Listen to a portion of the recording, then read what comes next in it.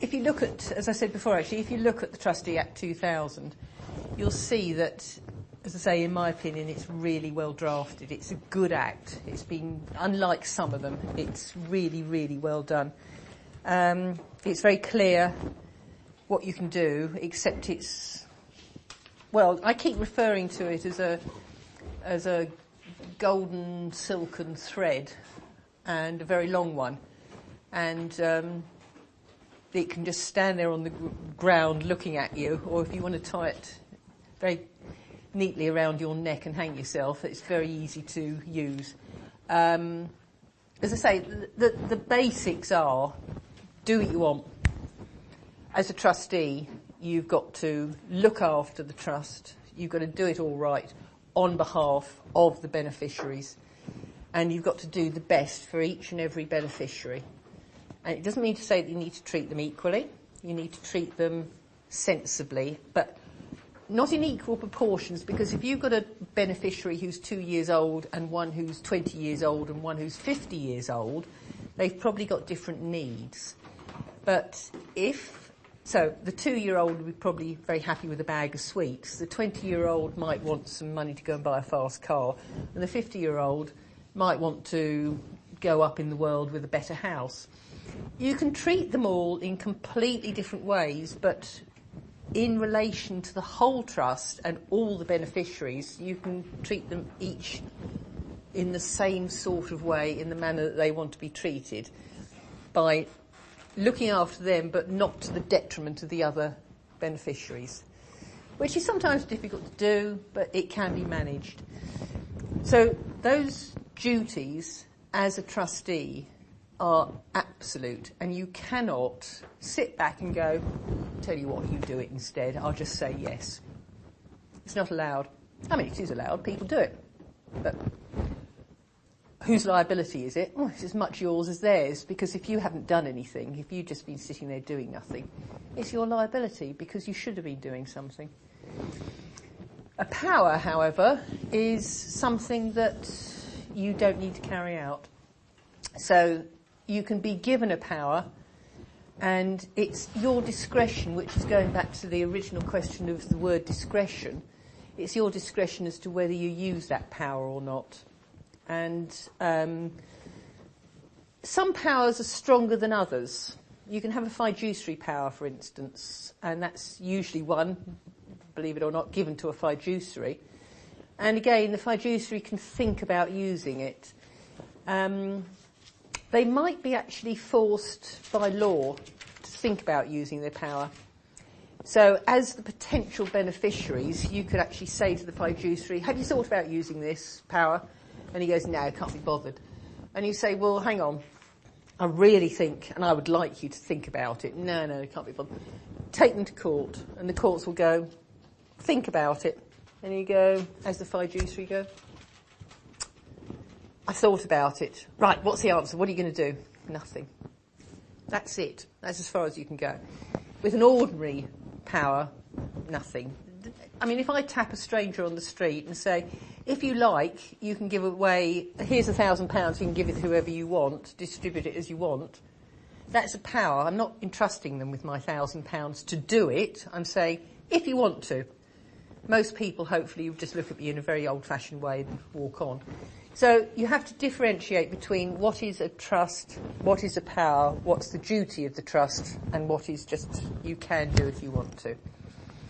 It's quite a long discussion if you want to have it, but I think I'm hearing that you'd rather have a look at some questions, which I'm quite happy to do. So it's not really very difficult to hear the concept, the difference between the trust and the power. It's not always easy on paper to differentiate between the two, I must say, because the courts often are asked to intervene. Some people may have meant to write something, meaning that it was a duty, that you have to do it. That's what they meant. But they've used words that are not strong enough, and therefore it looks like power only. But then if you read the whole document, you see that there's perhaps more to it, and that you are being asked to do something. The trouble with people is that they're human, and I'm not being funny, but they very often do not say what they mean write what they mean. They think that you know what they mean, and you haven't got a clue. Now, put that into perspective and say that if that person has now died and you can't go back and ask them the question, what did you mean by that? You are in this position of interpreting, and that's not the name of the game. As a trustee, as a fiduciary, you don't start guessing. Because as a trustee, if you do it, who's going to be liable if it's wrong? It's not, don't put yourself in that position. So it sounds very easy to know the difference between a trust and a power, duty and a power. It's not always that simple. So it's best actually to see it by the wording of the questions, and you've got to try and interpret whether it means this or that. Have you had a look at the questions in the book at all? Has everybody got this book or not? Because I've got no way of projecting it up there, I'm afraid. Have you got this manual? No, okay. You got it printed out? No. Who hasn't got it? Yeah, somebody hasn't got a phone here. You got it or not? You have. So you haven't. You haven't. You have. You. Okay. You have it. Okay. So if worst case scenario, you can probably share. Okay. If I read a question out, for instance, then. Thank you. Okay. Right. If you want to just go. So I'm on page 41 of my book. Anyway, I'm on chapter 4. And let's sample examination questions number 1. I'll read it out to you and see what you can make of it, first of all. And then if you need to see it, then obviously you can move closer to where you're reading it. So we've got Tim and Toby are the trustees of a large trust fund held on behalf of the Evangelical Christian Church of Yorkshire. The trust originated informally, and there is no specific provision in the trust terms concerning investments. Tim and Toby, trustees, propose the following investment plan. 1, to put half the funds in a building society account. 2, to purchase a 50% stake in a local computer technology company, of which Tim has heard good things. And 3, to invest the rest in a financially stretched company which produces Christian literature. Advise Tim and Toby. So, having heard that, we know who Tim and Toby are. They're trustees.